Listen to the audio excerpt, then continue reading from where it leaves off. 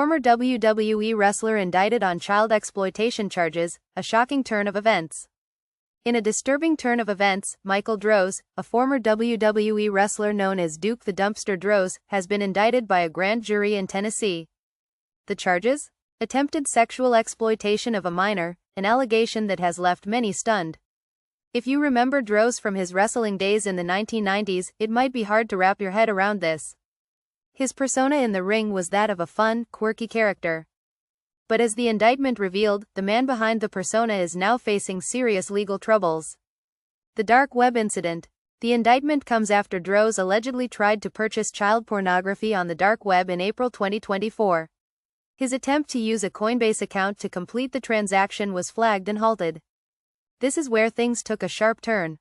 The FBI, tipped off to his actions, quickly stepped in, and the investigation escalated.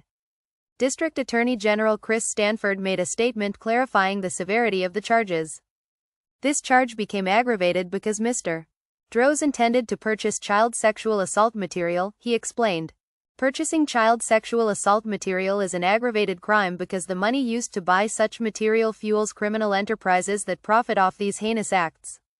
A troubling background. It's not just this alleged crime that's raising eyebrows. Droese has had a rocky post-wrestling life. After his time in the ring, he worked in Tennessee's adult recovery court program, commonly known as drug court. His role there, notably as a DUI coordinator, did not involve direct interaction with children, according to authorities. Still, his connection to the program has been severed following the indictment.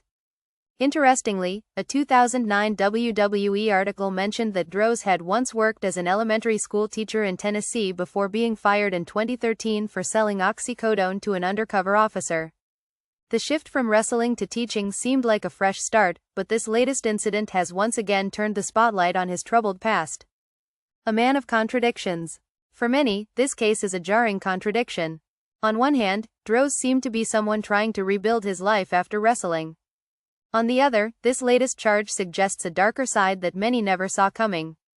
What's clear is that the situation has raised more questions than answers. How did a man with such a public history end up allegedly committing such a crime? What does it say about his efforts to turn over a new leaf? And, perhaps most pressing of all, what does it mean for the wider community and those who trusted him? As the case moves forward, the eyes of the public will undoubtedly remain on Droese.